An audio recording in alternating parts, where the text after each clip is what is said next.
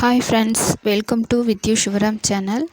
இன்றைக்கி வந்து பார்த்திங்கன்னா வெஜ் ஃப்ரைட் ரைஸ் தான் எப்படி செய்கிறதுன்னு பார்க்க போகிறோம். இந்த மாதிரி செஞ்சு பாருங்கள். கண்டிப்பாக ரெஸ்டாரண்ட், ஹோட்டல் இந்த மாதிரி அந்த ஸ்டைலில் இருக்கும். ஸோ வீடியோவை ஸ்கிப் பண்ணாமல் பாருங்கள்.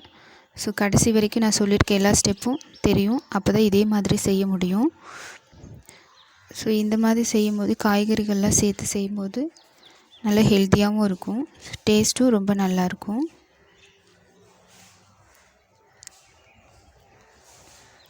ஸோ இந்த மாதிரி செஞ்சு பாருங்கள். கண்டிப்பாக எல்லாருமே விரும்பி சாப்பிடுவாங்க.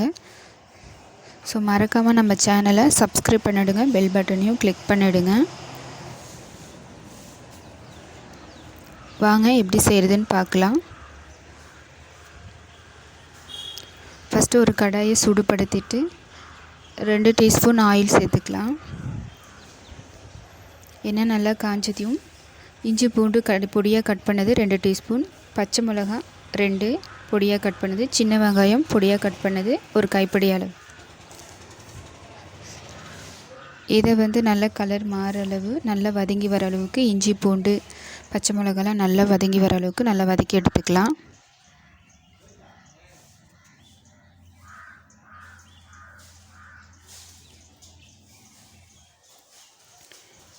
இப்போ வந்து நம்ம வடித்து வச்ச சாதத்தை சூடு ஆடுறதுக்காக ஒரு தனியாக ஒரு பிளேட்டில் போட்டு வச்சுருக்கோம். ஸோ இது ஆறிட்டுருக்கட்டும். இப்போ இஞ்சி பூண்டு வந்து நல்லா வதங்கிருச்சு. இப்போ இந்த டைமில் 1 கப் முட்டைகோஸ், 1 cup capsicum, 1 cup beans, 1 cup carrot. Veg fried ரைஸ்க்கு பிடிச்ச மாதிரி காய்கறிகளை பார்த்துட்டு சேர்த்துக்கோங்க.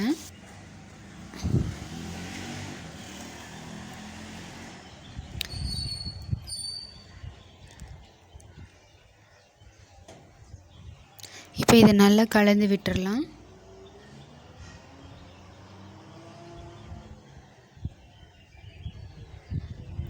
இப்போ வந்து 1 டீஸ்பூன் சர்க்கரை வந்து சேர்த்துக்கலாம்.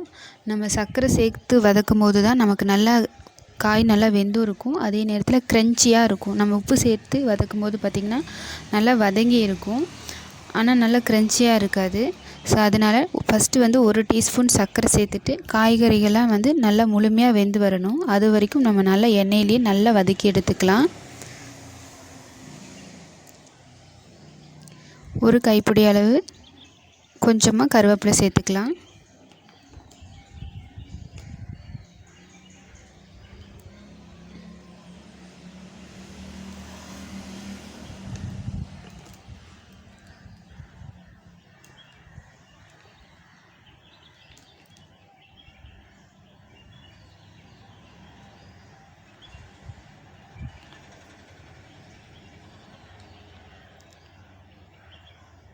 இப்போ பாருங்கள், காய் நல்லாவே வதங்கிடுச்சு. முன்னாடி இருந்ததுக்கும் இப்போ இருக்கிறதுக்கும் நல்லா பார்க்கும்போதே உங்களுக்கு நல்லா தெரியும்.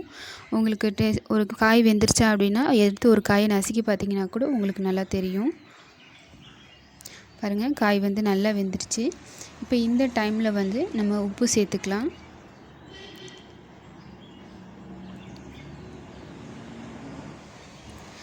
நான் வந்து சாதத்துக்கும் தேவையான அளவு உப்பை இந்த டைமில் சேர்த்துக்கிறேன்.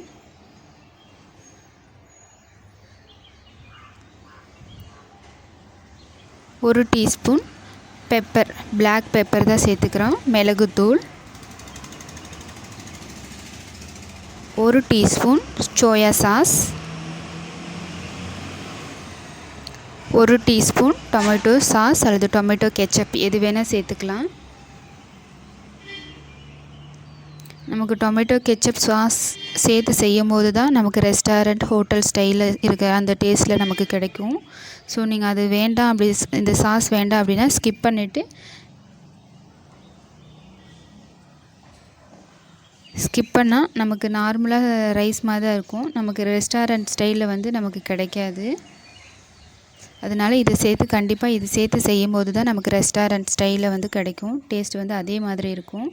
இதை நல்லா சேர்த்துட்டு நல்லா ஒரு 5 நிமிஷம் நல்லா கலந்து விட்டுக்கலாம். இந்த டைமில் பார்த்திங்கன்னா உங்களுக்கு தேவையான அளவு காரம் சேர்த்துக்கலாம். எனக்கு வந்து கொஞ்சமாக காரம் போதும். அதனால் ஒரு 1/2 டீஸ்பூன் வந்து நான் குழம்பு மிளகாய் தூள் சேர்த்துக்கிறேன். நான் வந்து இதில் மிளகாய், சீரகப்பொடி, சோம்பு பொடி எல்லாமே கலந்து தான் அரைச்சிருக்கோம். அதனால் நான் இப்படி சேர்த்துக்கிறேன். நீங்கள் தனித்தனியாக மிளகாய்த்தூள், மல்லித்தூள், சீரகத்தூள் அந்த மாதிரி தனித்தனியாக சேர்த்துக்கிறதுனாலும் சேர்த்துக்கலாம். மிளகாய்த்தூள் சேர்த்துட்டு ஒரு 3 நிமிஷம் நல்லா வதக்கி விட்டுக்கோங்க, பச்சை வாசனை போகிற அளவுக்கு. நல்லா வதக்கி விட்டதுக்கப்புறமா நம்ம சாதத்தை இப்போ சேர்த்துக்கலாம். நல்லா சாதம் வந்து நல்லா முழுமையாக ஆறி இருக்கணும். சூடாக சேர்க்கும் போது பார்த்திங்கன்னா நம்ம கிளறும் போது உடஞ்சி ரொம்ப குழஞ்சி போயிடும். அதனால் சாதத்தை நல்லா ஆற வச்சுட்டு சேர்த்துக்கோங்க. அதேமாதிரி ரைஸை வந்து கலந்து விடும்போது பார்த்திங்கன்னா ஜென்டிலாக கலந்து விடுங்க. ரைஸ் உடையாத அளவுக்கு பார்த்துட்டு மெதுவாக கலந்து விட்டுக்கோங்க. அடியிலேருந்து இந்த மாதிரி எடுத்து விட்டு நல்லா பொறுமையாக கலந்து விட்டுக்கோங்க.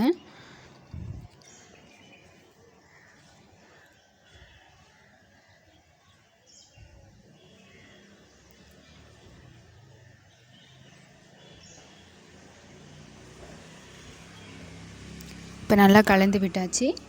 உங்களுக்கு உப்பு குறைவாக இருந்தால் இந்த டைமில் சேர்த்துட்டு ஒரு மிக்ஸ் பண்ணிக்கோங்க. எனக்கு வந்து சரியாக இருக்குது.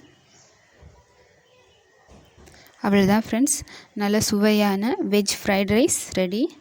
இது வந்து ரொம்ப ரொம்ப ஹெல்த்தியாகவும் இருக்கும். நம்ம நிறைய காய்கறிகள் சேர்த்து தான் செஞ்சுருக்கோம். அதனால் ஹெல்த்தியாகவும் இருக்கும், நல்ல டேஸ்ட்டாகவும் இருக்கும். ஸோ நீங்கள் ஒரு முறை ட்ரை பண்ணி பாருங்கள். கண்டிப்பாக குழந்தைங்கள்லேருந்து பெரியவங்க வரைக்கும் எல்லாருமே விரும்பி சாப்பிடுவாங்க. வீடியோ பிடிச்சிருந்தால் லைக் பண்ணுங்கள், ஷேர் பண்ணுங்கள். மறக்காமல் நம்ம சேனலை சப்ஸ்கிரைப் பண்ணுங்கள். நீங்களும் வீட்டில் ட்ரை பண்ணி பார்த்துட்டு எப்படி இருக்குது அப்படிங்கிறத கமெண்ட் பண்ணுங்கள்.